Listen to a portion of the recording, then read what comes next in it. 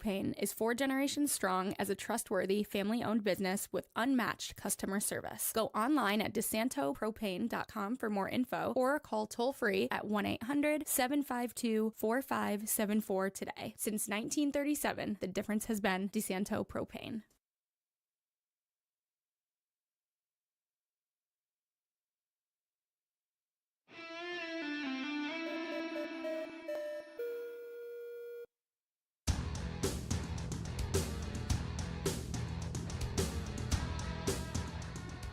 Good afternoon. Welcome back to Against the Boards. I'm your host, Chamberlain Bauder. Big thanks to our producer, Paul Russo, for getting us up and running. And without further ado, let's get into hockey in Western New York before I shift it over to Spencer to talk some lax.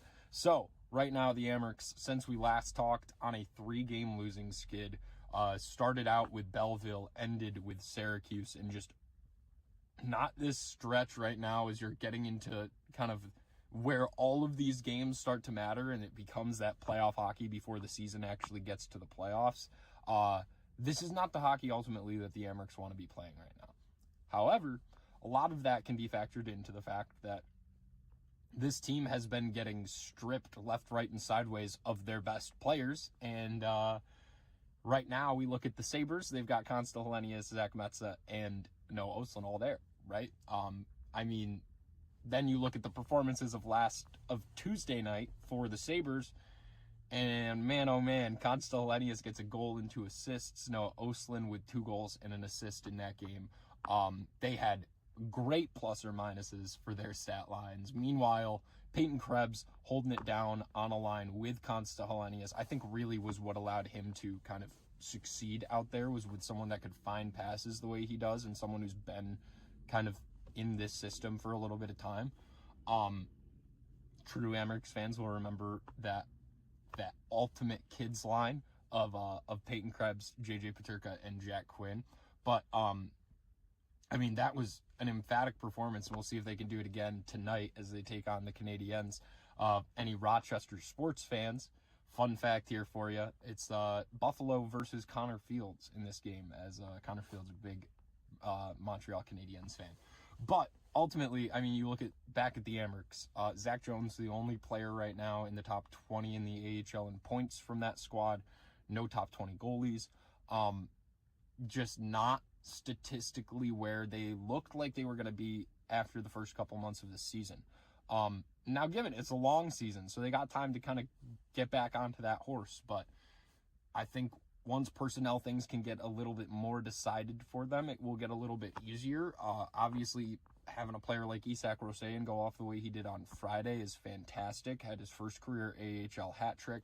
Unfortunately, could only get the Amerks to overtime, and they couldn't close it out against the Senators there.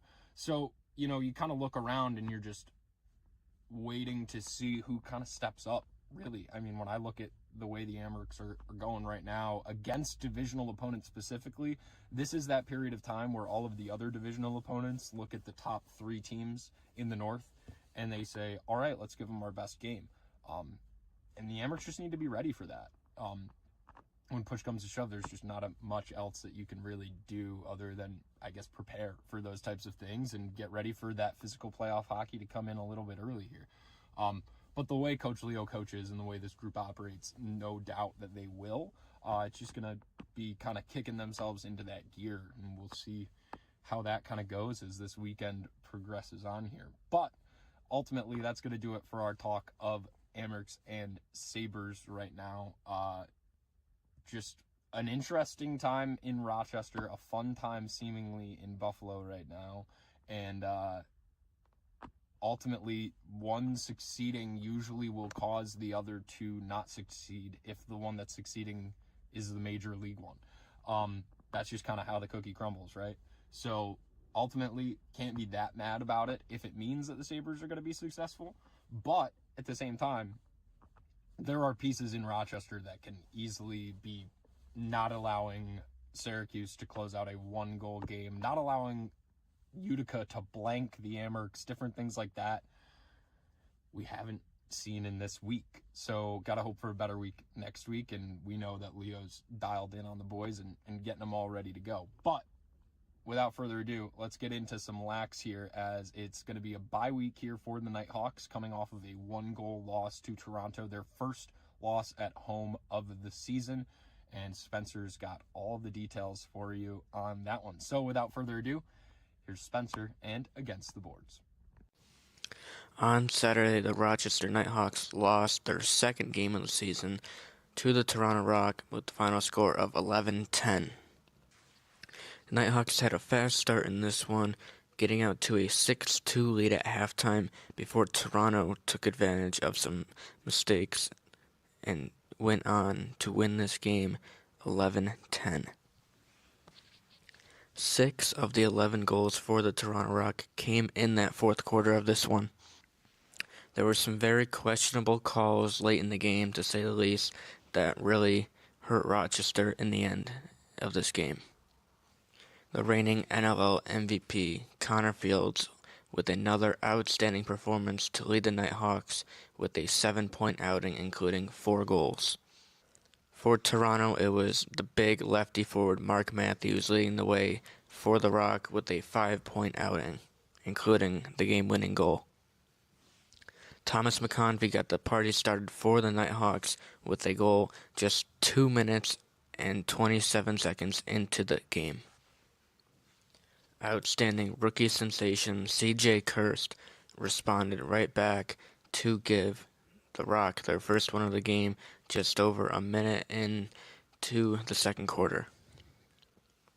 After that, the Knighthawks fired off 4 goals in a row, including 3 of them coming from Connor Fields.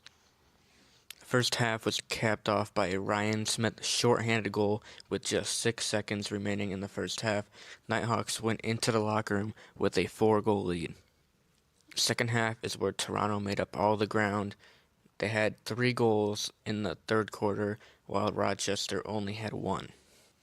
The lone Knighthawks goal came from number 16, Graydon Hogg, on a crease dive that ended up taking the Toronto Rock goaltender Nick Rose out of the game with an injury. Rose did not return, and it allowed Troy Holochuk to come into the game, and he really set the tone with some big saves early on and won the game for the Rock. Toronto scored 3 out of the first 4 goals and 4 out of the first 5 in the fourth quarter to give themselves a 9-8 lead. Ryan Lanchbury on the power play got a go-ahead goal to get the game evened up at 9-9 with just a little bit left in this game. 37 seconds later, the NLL MVP Connor Fields came through again to give the Knighthawks a 10-9 lead, but that's where Toronto took advantage of the rest of the game. Owen Hiltz scored less than a minute later, and then Mark Matthews scored the go-ahead game winner with just 58 seconds left on the clock. The Knighthawks led this game for over 49 minutes, but couldn't come out with the victory. Toronto only led this one for 3 minutes and 22 seconds, and they get a big win on the road in Rochester. As we mentioned last week, a big battle would be at the Face-Off X, with Nathan Kapp going up against a couple of different Rock players, with T.D. Erlin being out. Nathan Kapp got blown up on a play in the first half, missed the remainder of the first half with an injury, but came back out in the second half and dominated at the Face-Off X when the Knighthawks needed it. He finished the game 16 for 21 at the dot with a 76.2 win percentage. When Kapp was in the locker room, Jeremy Thompson took the other 4 face-offs for the Knighthawks, and he went 0 for 4. Overall, as a team, this is the best face-off performance the Knighthawks have had all year, going 16 for 25 and 64%. This is the first game you could say Rochester struggled a little bit offensively. Toronto was the first team to hold Rochester to 10 goals or less all season long. Ernie Clement was in the building on Saturday for the game, and he was also there early on in the morning for a shoot-around. A friend of Ryan Lanchbury and a former Virginia Cavalier as he was with the Cavaliers when Zed Williams was also at the University of Virginia. Knighthawks are on another bye week this week. I believe it is the final bye week of the season for the K-Hawks. After the bye week, they will be back at home for the third and final home game of this home stretch against the Vancouver Warriors. Vancouver has put together one of the best rosters around the National Lacrosse League, so it'll be a big test for the Knighthawks. Before we wrap up, we're just going to go over the other finals from Week 8 of the NLL. The Colorado Mammoth defeated the Halifax Thunderbirds 11-6 in Halifax, a big game from Warren Hill. Jeff Teat and the Ottawa Black Bears went into Banditland and took down the Bandits 10-9 on Friday night. And the other Friday night game, there's two actually, we'll go over the San Diego Seals defeating the Vancouver Warriors, who are the next Knighthawks opponent. Vancouver just consistently couldn't find the back of the net, and the Seals ran away with this one in the end. The NLL Unboxed series was in Edmonton as the Georgia Swarm dominated the Calgary Roughnecks by a final score of 19-9. This game was not close at all at any point. Georgia came in there and dominated from the opening whistle to the final buzzer. There was two other games on Saturday. Saskatchewan took down Oshawa 15-10, and Las Vegas got it done against the Philadelphia Wings 10-7 final score from Vegas. Thank you for listening. This has been another episode of Against the Boards.